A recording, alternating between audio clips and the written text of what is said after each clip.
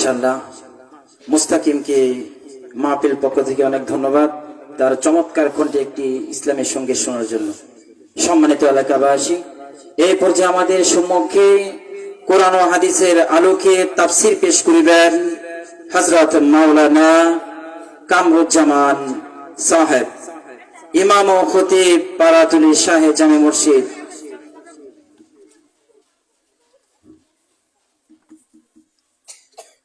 السلام عليكم ورحمة الله وبركاته।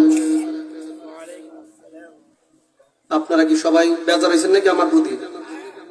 সালাম দিলাম, সালামের উত্তর পাইলাম না। আসসালামু আলাইকুম ওয়া রাহমাতুল্লাহি ওয়া বারাকাতুহু।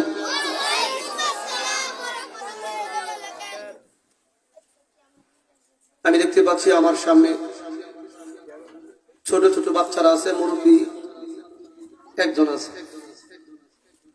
আমি অত্র এলাকার সকল দ্বীনী ভাইদেরকে বলবো, মেহেরবানি করে আপনারা আজকে তাফসীরুল কুরআন মাহফিলের সম্মেলনে চলে আসুন। এখন থেকে উলামায়ে কেরামগণ ধারাবাহিকভাবে বয়ান পেশ করবেন। আলহামদুলিল্লাহ الحمد لله نحمده ونستعينه ونستغفره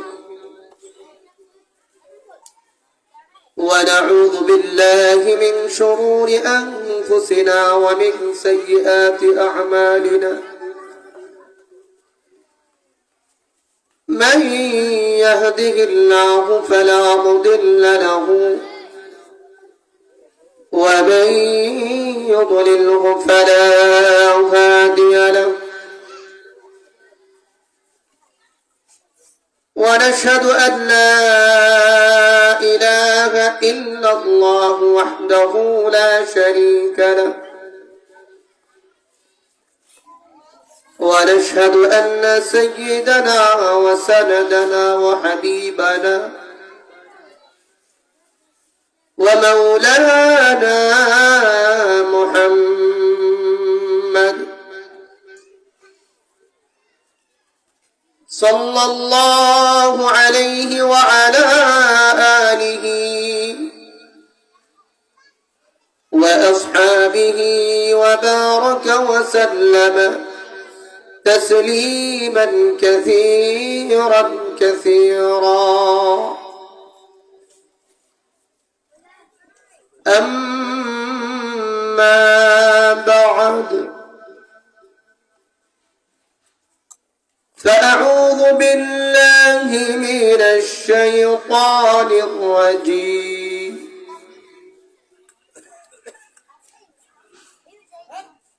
بسم الله الرحمن الرحيم.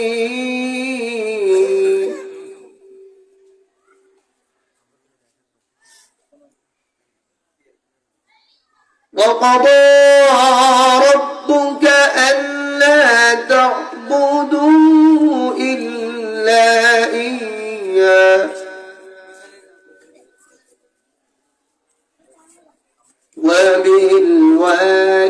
وبالوالدين إحسانا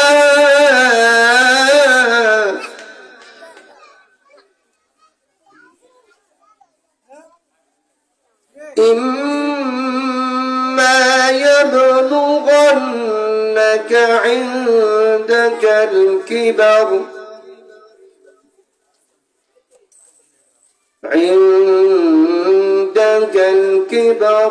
أحدهما أو كلاهما فلا تقل لهما أف ولا تنهرهما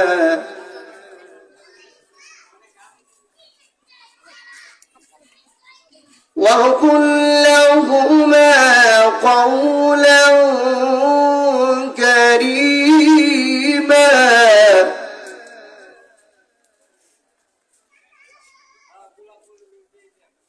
واخفض واخفض لهما جناح الذل من الرحمة وقل رب ارحمهما كما ربياني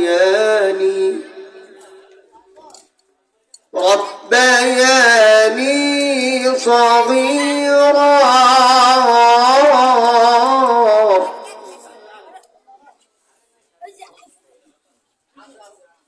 صدق الله المولانا العظيم.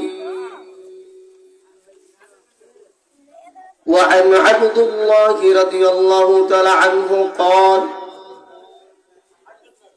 سألت النبي صلى الله عليه وسلم أي عمل أحب إلى الله عز وجل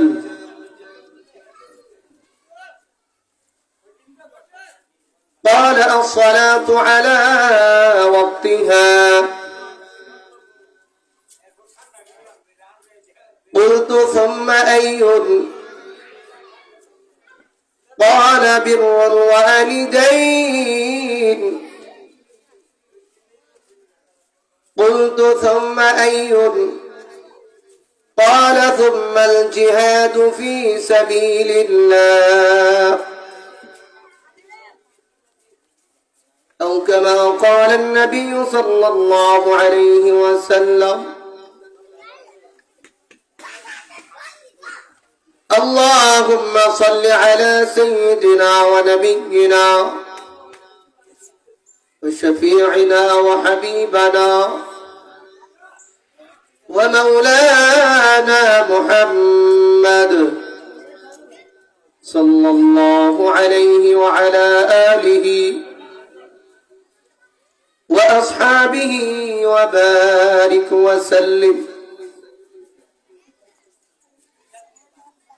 মন্দিরকান্দি পশ্চিম পাড়া বাইতুল আমান জামে মসজিদ এর উদ্যোগে 11তম বার্ষিক তাফসীরুল কুরআন মাহফিল মঞ্চ উপবিষ্ট যথাবিহিত সম্মানপ্রাপ্ত সম্মানিত সভাপতি জনাব ডাক্তার হাজী মোহাম্মদ ইউনুস আলী, বিশিষ্ট সমাজসেবক মন্দিরকান্দি ও সহ সভাপতি হাজী মোহাম্মদ শামসুদ্দিন মিয়া, বিশিষ্ট সমাজসেবক মন্দিরকান্দি, এবং মঞ্চে বসে আছেন জামানার সেরেতাজ উলামায়ে কেরাম, এবং আমার সামনে উপবিষ্ট আছেন দিন দরদি, ইসলাম প্রিয়, ইমানদার, মোমেন, মুরব্বী বাবারা, যুবক ভাইরা, এবং পর্দার আড়ালে অবস্থানরতা সম্মানিতা হযরত আম্মা জান খাদিজাতুল কুবরা রাদিয়াল্লাহু তাআলা আনহার উত্তরসূরি, আম্মা জান আয়েশা সিদ্দিকা রাদিয়াল্লাহু তাআলা আনহার উত্তরসূরি, সম্মানিতা মা ও বোনেরা, সকলের প্রতি রইল আমার অন্তরের গহীন স্থল থেকে আন্তরিক শুভেচ্ছা ও মোবারকবাদ।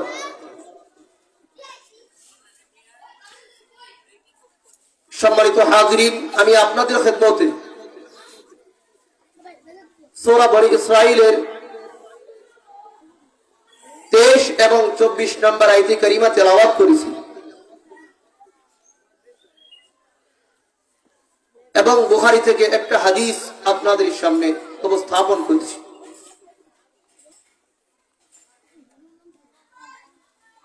যেহেতু এটা তাফসীরুল কোরআন মাহফিল,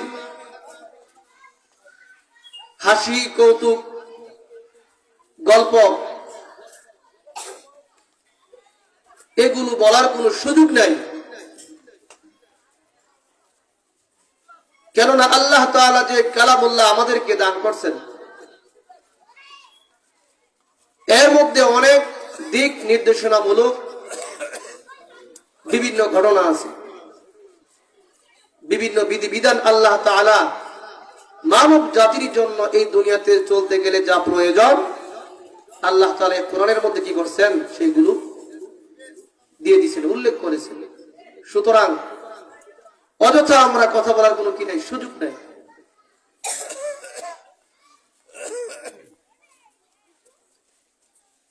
আমি আপনাদের সামনে যে আয়াতে কারিমা তেলাওয়াত করেছি, আমার দেওয়া নির্ধারিত সময়ের ভিতরে আমার আলোচনা আপনাদের সামনে তুলে ধরব।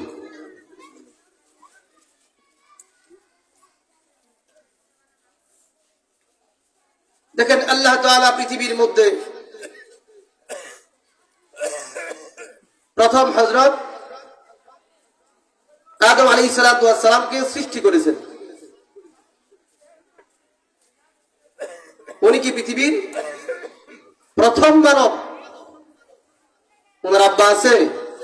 আপনি একটু কথা বলেন, ওনার আব্বা আছে? ওনার আম্মা আছে? নাই। আব্বা আম্মা ছাড়া আল্লাহ তাআলা সর্বপ্রথম হযরত আদম আলাইহিস সালাতু ওয়াস সালামকে সৃষ্টি করেছেন।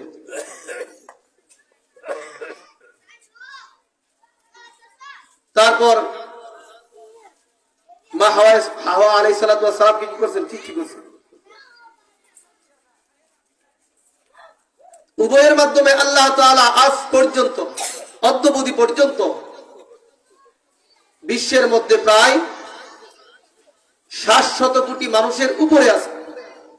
কয় কোটি? কয় শত কোটি?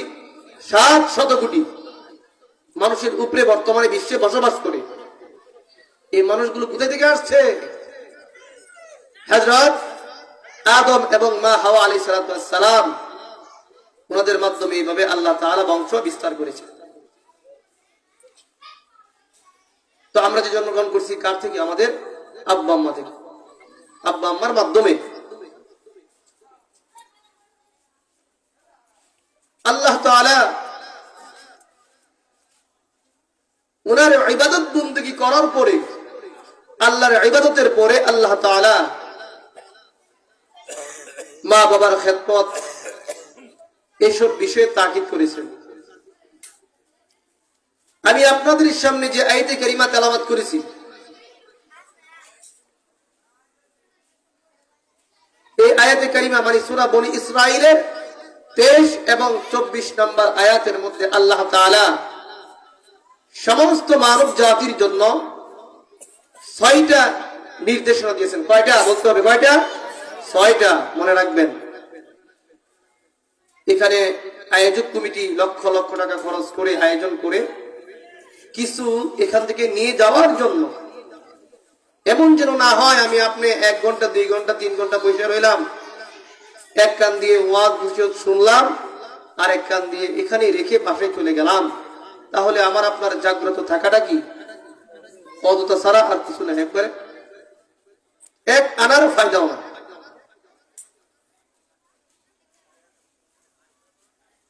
আল্লাহ তাআলা এই আয়াতের মধ্যে বলেন যে পিতা মাতার প্রতি সন্তানের কি কর্তব্য, কি দায়িত্ব, এই সম্পর্কিত আজকে আমার আলোচনা। যেহেতু বর্তমান জামানার মধ্যে আমরা অনেকেই মা বাবাকে অবহেলা করি, মা বাবার সাথে বেয়াদবি করি, তো আল্লাহ তাআলা আর আজ থেকেই জানেন যে বান্দারা কিরকম কি করবে, কার সাথে ভালো ব্যবহার করবে, কার সাথে খারাপ আচরণ করবে। এই দুনিয়ার জিন্দেগি পরিচালনার জন্য আল্লাহ তাআলা আমাদেরকে একটা রুট ম্যাপ দিয়ে দিয়েছেন, কার সাথে কেমন আচরণ করব সেইগুলো উল্লেখ করেছে।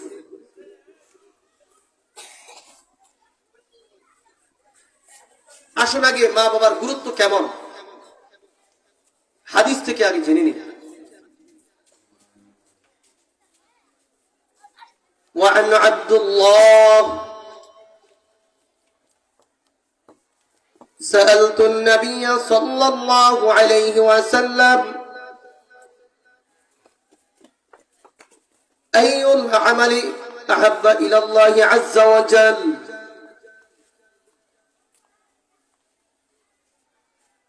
والله بندر الله رسول الصحابي عبد الله رضي الله تعالى عنه বলেন, আমি আমার কলিজার টুকরা আল্লাহর পয়গম্বর মুহাম্মদ রাসূলুল্লাহ সাল্লাল্লাহু আলাইহি সাল্লামকে জিজ্ঞাসা করলাম, ওগো আল্লাহর নবী, আপনি বলেন মহান রব্বুল আলামিনের নিকট সবচাইতে ভালো আমল কোনটা, উত্তম আমল কোনটা, কোন আমলটা আল্লাহর নিকট অধিক পছন্দ? قال الصلاة على وقتها।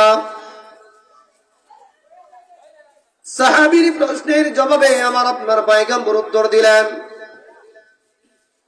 হে আমার সাহাবী, الصلاة على وقتها,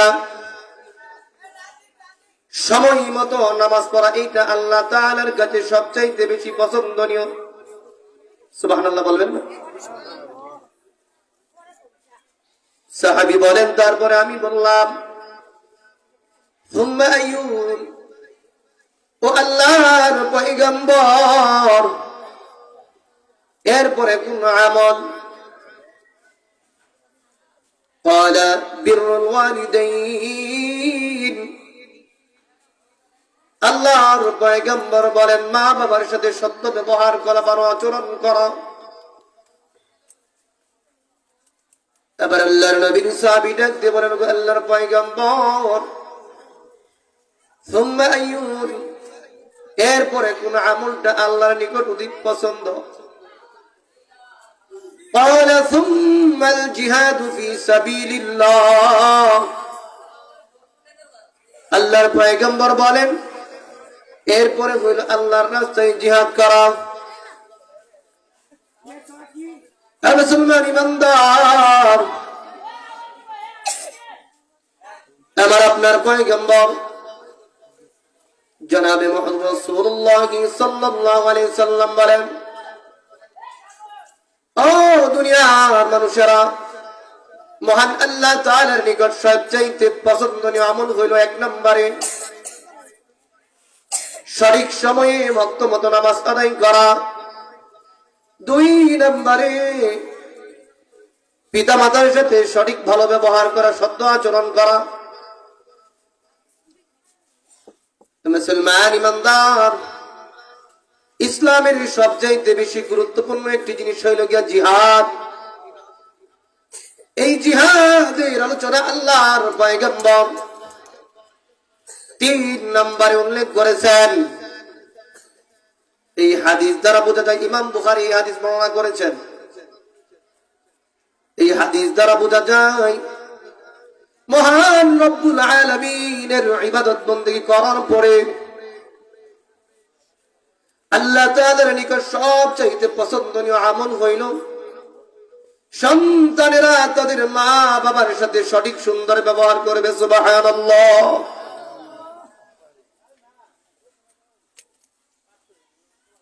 আরেক হাদিসের মধ্যে আল্লাহর পয়গম্বর বলেন, আল জান্নাতু তাহতা আকদামিল উম্মাহাত। হে আমার উম্মতেরা, তোমরা জেনে রাখো, মায়েদের পায়ের নিচে সন্তানের বেহেশত। আরেক হাদিসের মধ্যে রাসূল বলেন, রিদার রাব্বি ফি রিদাল ওয়ালিদি ওয়া সাখতির রাব্বি ফি সাখতিল ওয়ালিদ। পিতা মাতার সন্তুষ্টি আল্লাহ তাআলার সন্তুষ্টি, পিতা মাতার অসন্তুষ্টি আল্লাহ তাআলার সন্তুষ্টি। অমন্দার কেন্দি পশ্চিম পাড়ার মানুষ, মাইকের আওয়াজ যত দূর পর্যন্ত যায় আপনারা সবাই দিন লাগায় শুনেন, কান লাগায় শুনেন। আমার আপনার পয়গম্বর বলেন, যদি কোন সন্তানের উপর তার আব্বা আম্মা অসন্তুষ্টি থাকে, তাহলে আল্লাহ তাআলা ওই সন্তানের উপর অসন্তুষ্টি থাকে। আর যদি কোন সন্তানের উপর আমার আল্লাহ, যদি কোন সন্তানের উপর মা বাবা সন্তুষ্ট থাকে, আমার আল্লাহ ওই সন্তানের প্রতিও সন্তুষ্ট থাকে। সুবহানাল্লাহ।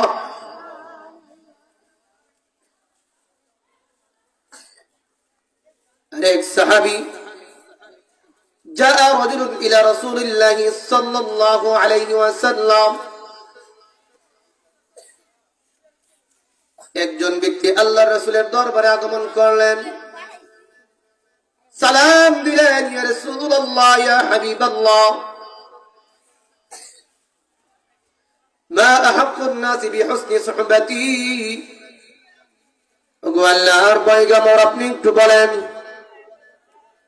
মানুষের মধ্যে সবচাইতে বেশি আমার নিকট আমার থেকে ভালো ব্যবহার পাওয়া উপযুক্ত সবচাইতে বেশি হকদার কে? আমাদের এই সমাজে আমাদের আব্বা আম্মা বসবাস করে, দাদা দাদি বসবাস করে, নানা নানি বসবাস করে, শ্বশুর শাশুড়ি বসবাস করে, বন্ধু বান্ধব বসবাস করে, সন্তানাদি বসবাস করে, নাই নাতি বসবাস করে, এদেরকে নিয়ে পরিবার সমাজ। আল্লাহর পয়গম্বরকে লক্ষ্য করে বলেন, আল্লাহর পয়গম্বর, আপনি আমাকে একটু জানায় দেন, আমার থেকে উত্তম আচরণ পাওয়ার সবচাইতে যোগ্য ব্যক্তিকে? আল্লাহর পয়গম্বর বলেন, উম্মুকা, প্রথমে তোমার মা। কুলতু সুম্মা মান? ওই আগন্তুক ব্যক্তি বলল, আল্লাহর পয়গম্বর, তারপরে কে? আল্লাহর পয়গম্বর ডাক দিয়ে বলেন, উম্মুকা, তারপরেও তোমার মা। তৃতীয়বার আবার প্রশ্ন করলেন, সুম্মা মান? আল্লাহর পয়গম্বর, তারপরে কে?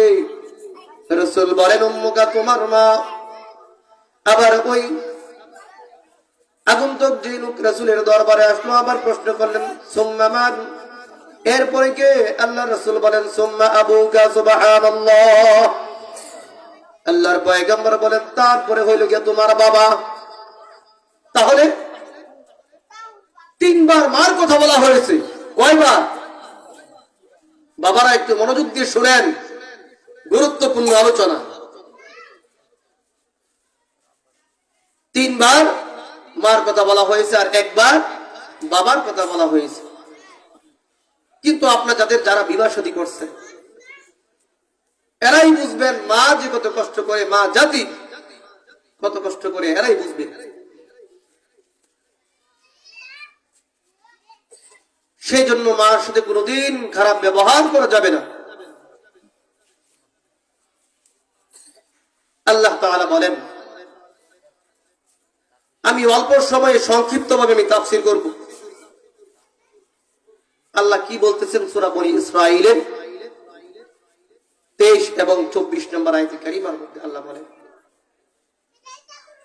وَقَضَى رَبُّكَ أَلَّا تَعْبُدُوا إِلَّا إِيَّاهُ। মহান রব্বুল আলামিন বলেন, وَقَضَى رَبُّكَ أَلَّا تَعْبُدُوا إِلَّا إِيَّاهُ وَبِالْوَالِدَيْنِ إِحْسَانًا। মহান আল্লাহ তাআলা আদেশ করেছেন বান্দাদের প্রতি, আল্লাহ তা'বুদু ইল্লা ইয়া, একমাত্র আল্লাহ তাআলার ইবাদত করার জন্য। ও মুসলমান, একমাত্র কার ইবাদত করব আমরা? আল্লাহ তাআলার ইবাদত করার জন্য।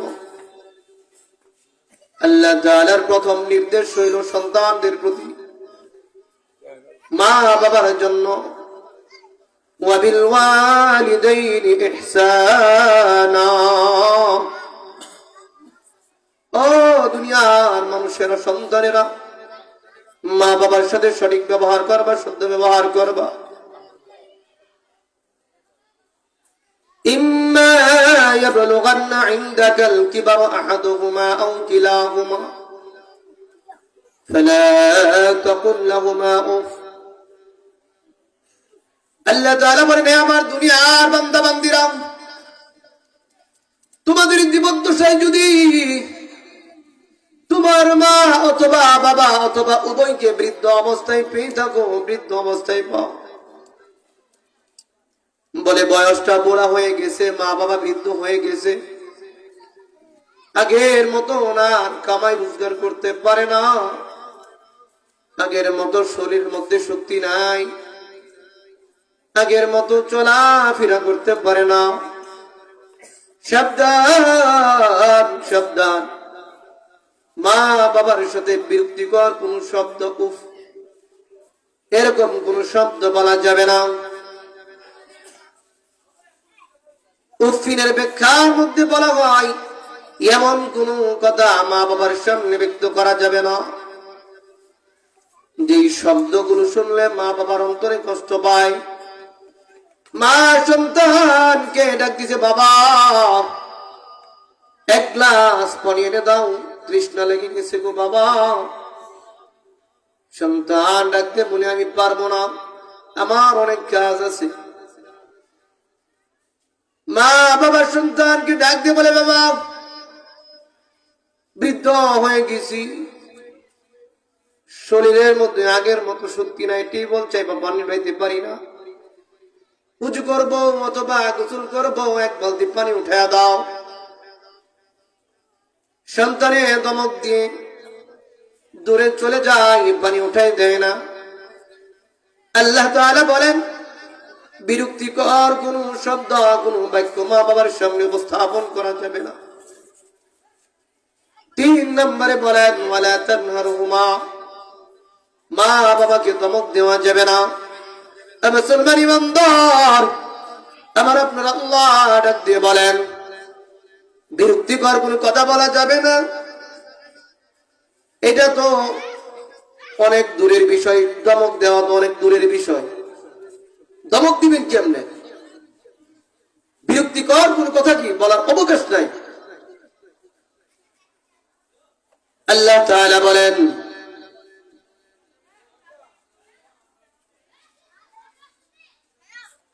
وَقُلْ لَهُمَا قَوْلًا كَرِيمًا। এই দুনিয়ার আমার বান্দা বান্দীরা, তোমাদের মা বাবার সাথে কোমল আচরণ করবে, সত্য সুন্দর ব্যবহার করবে। আল্লাহ তাআলা বলেন, ওয়াখফিদ লাহুমা জানাহা যুল্লি মিনার রাহমা। 5 নম্বর নির্দেশনা হইল, ও আমার দুনিয়ার বান্দা বান্দীরা, মা বাবার সামনে তোমার বিনয়ের ডানাটা অবনত করে দাও, একবারে বিছায়া দাও।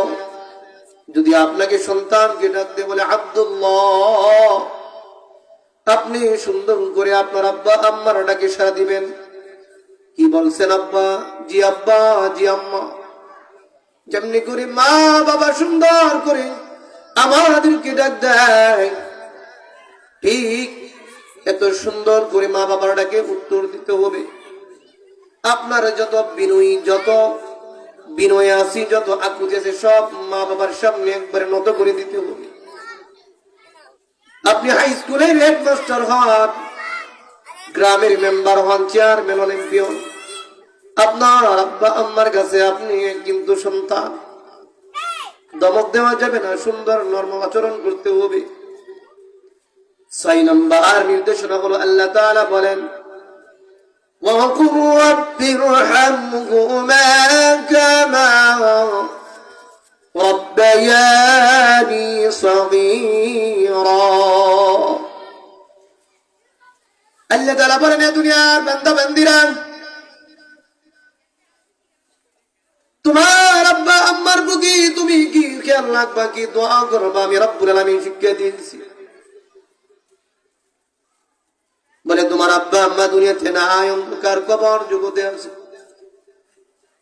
যার বাড়ি দিয়ে আজকে তুমি বাড়িওয়ালা, যার ঘর দিয়ে আজকে তুমি ঘরওয়ালা, যার ব্যবসা দিয়ে আজকে তুমি ব্যবসাওয়ালা, ওই আব্বা আম্মা তোমার দুনিয়াতে নাই, অন্ধকার কবরে আছে। মা বাবার জন্য কেমনে দোয়া করবা? আল্লাহ তাআলা সূরা বনী ইসরাঈলের 24 নম্বর আয়াতের শেষে বলেন, রব্বিরহামহুমা কামা রাব্বায়ানি সগীরা। আয় আল্লাহ তাআলা, তুমি আমার আব্বা আম্মার উপর রহম করো, দয়া করো। কামা রাব্বায়ানি সগীরা, আমি যখন ছোট ছিলাম কথা বলতে পারতাম না, হাঁটাচলা করতে পারতাম না।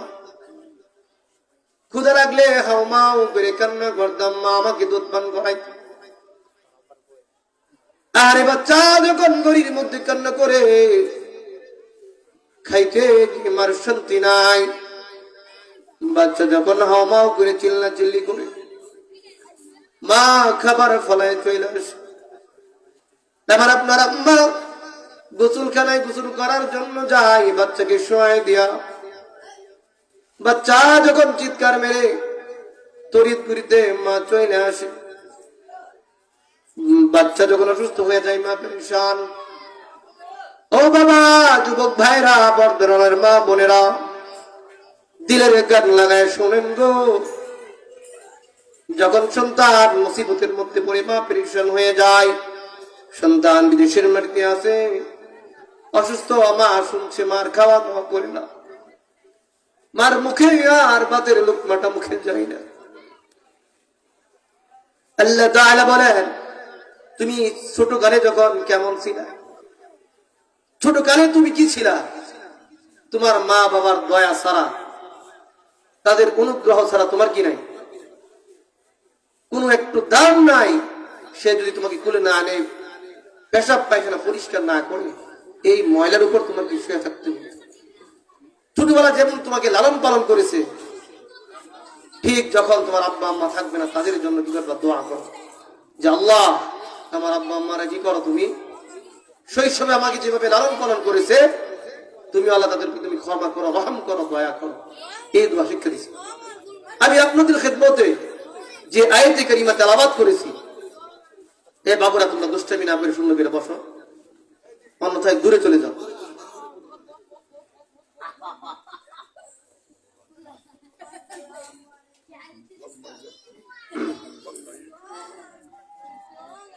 তবে আপনাদের খেদমতে এই সূরা বনী ইসরাইলের 23 এবং 24 নম্বর আয়াতের তরজমা এবং সামান্য কিছু ব্যাখ্যা করেছে। এখন আসুন, মা বাবার খেদমত করলে দুনিয়াতে এটার কি ফল পাওয়া যায়, এবং মা বাবার সাথে বেয়াদবি করলে এটার কি পরিণাম আল্লাহ তাআলা দুনিয়ার মধ্যে দেখায় দেন। বন্দুকের, পিস্তলের গুলি মিস, কিন্তু মা বাবার আপনার নেক দোয়াটাও মিস না, বদ দোয়াটাও কি না মিস হবে না আল্লাহর দরবারে। এমন জিনিস, যাদের মা বাবা আছে কবর করেন, যাদের নাই বেয়াদবি করলে আল্লাহর কাছে ক্ষমা চান, মা বাবার কবরে গিয়ে কান্না করে দোয়া করেন। ইমাম বুখারী রহমতুল্লাহি আলাইহি উনার লিখিত কিতাব আদাবুল মুফরাদ দীর্ঘ একটি লম্বা হাদিস উল্লেখ করেন। হাদিসটা বর্ণনা করেন সাইয়্যিদুনা হযরত আবু হুরায়রা রাদিয়াল্লাহু তাআলা আনহু। এই সাহাবীর নাম আমরা সবাই জানি, জলিল কদর সাহাবী। রাসূলুল্লাহ সাল্লাল্লাহু আলাইহি ওয়াসাল্লাম বলেন, এই আমার সাহাবারা, তোমরা দিল লাগায়া শোনো, দুনিয়ার মধ্যে দুইজন শিশু বাচ্চা মার কোলে থাকা অবস্থায়, শিশু বাচ্চা থাকা অবস্থায় তারা কথা বলছে। এক নম্বরে হইল জুরাইজওয়ালা, দুই নম্বর শিশু হলো হযরত ঈসা আলাইহিস সালাতু ওয়াস সালাম। আমাদের কেন্দ্রের মানুষ, মনোযোগ দিয়ে শুনেন গো। এক নম্বরে হইল, এক নম্বরে জুরাইজওয়ালা, ওনাকে বলা হয় জুরাইজ। এক নম্বরে মানে যখন শিশু ছিল, ছোট বাচ্চা কথা বলছে, জুরাইজওয়ালার ঘটনা। দুই নম্বরে হযরত ঈসা আলাইহিস সালাতু ওয়াস সালাম মার কোলে থাকা অবস্থায় কথা বলছে। এটা আশ্চর্যের বিষয়। মুসলমান ইমানদার জুরাইজ এমন আল্লাহর এক বান্দা ছিল, এমন এক দুনিয়া থেকে আল্লাহর বান্দা ছিল, গর্ভ অবস্থায় দুনিয়া থেকে ছিল, কোনো কিছু খবর নেই। সে তার একটা আশ্রম ছিল, একটি জায়গা ছিল, এখানে বসে সর্ব অবস্থায় আল্লাহর ধ্যানে মগ্ন থাকত, তপস্যা করত, ধ্যান মগ্ন থাকতো।